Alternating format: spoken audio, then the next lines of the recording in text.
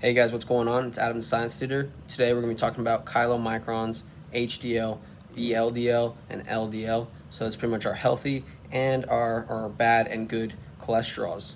So chylomicron is going to be very special because it is the first one that's going to be from the gut.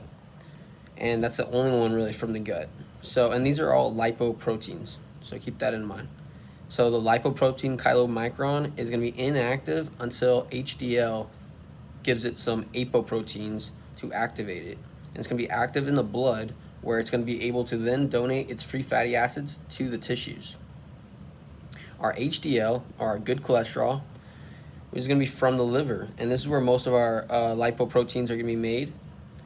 It's going to be made with the VLDL because that one's also made in the liver. And it activates the other lipoproteins with its apoproteins. So we just talked about how it activated the chylomicron with its apoprotein C2 and apoprotein E. This is one of the more important reasons why it's a good cholesterol, is it removes plaque and the free cholesterol in the blood. So think of heart attacks, think of plaque buildup in the arteries. We don't want that, and that's why we have HDL, our good cholesterol, to help us out. Our VLDL is also made in the liver, and its job is similar to the chylomicron.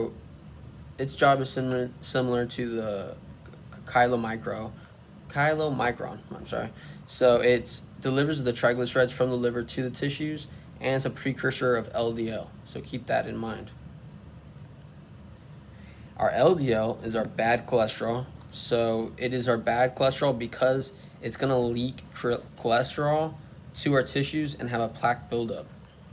And it comes from our VLDL. So it's not from the liver.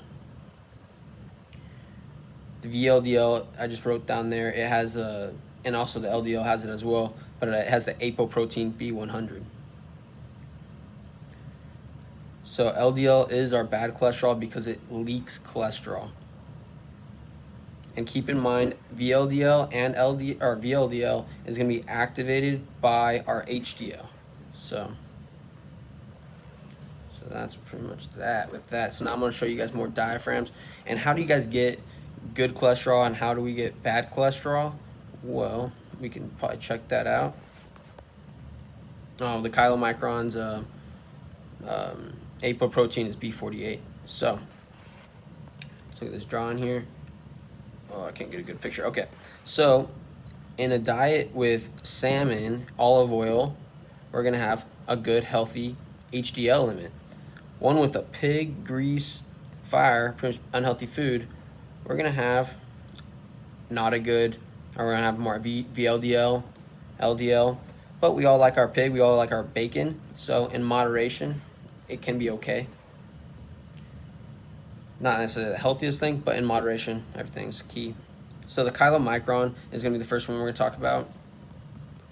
So the chylomicron here, it's going to have a lot of triglycerides and cholesterol.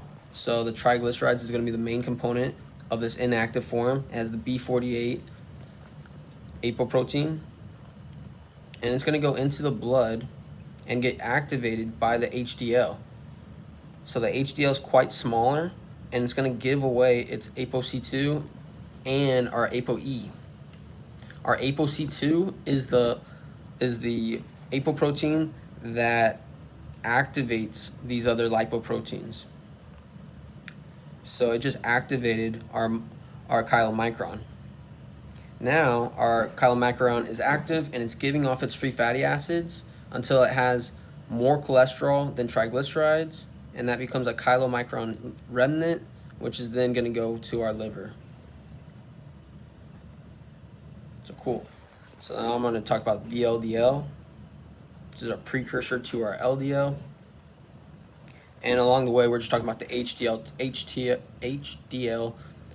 as well. So the HDL is going to activate this VLDL as well. So we have more triglyceride than cholesterol, and it's going to have a similar function as the chylomicron. So it's going to be activated by the HDL with its apoprotein C2, and then the apoprotein E is what's going to get us back into the liver. But that's just more minor apoprotein. Apoprotein C2 is more important. It's the activator. So we're gonna have, it's gonna give its triglycerides to and make free fatty acids to the tissue, and then we're gonna do that so much to where, and you see how it gets much smaller when it's LDL, until there's more cholesterol than triglycerides. And keep in mind, it's gonna still have the apoprotein B100, apoprotein C2, and apoprotein E. And so it has a bunch of this cholesterol, which is, and this is our bad cholesterol, and it's gonna leak cholesterol to the blood. And then as cholesterol leaks to the blood, it's gonna build plaque in the arteries, and then that's gonna go, eventually we're gonna get this LDL into the liver. So our HDLs are gonna come, they're gonna come and sweep the blood and collect cholesterol. And it also removes plaque, so it's very important. So it reduces the chance of stroke and heart attacks. So it's an extremely important function that the HDL has, because it cleans up pretty much after the LDL, which is our bad cholesterol. However, we don't really have a medicine that positively increases HDL and reduces LDL limits outside of diet and exercise and healthy living. So that's pretty much the best advice, or what doctors would recommend, is pretty much eating right, eating healthy, getting your exercise, maintaining your body weight, and yeah, and that way we could prevent different things that will happen from LDL buildup, because the LDLs leak cholesterol into our blood, which then creates plaque. Plaque buildup will build heart attacks. It will make you more obese, and will give you strokes if you allow it to continue.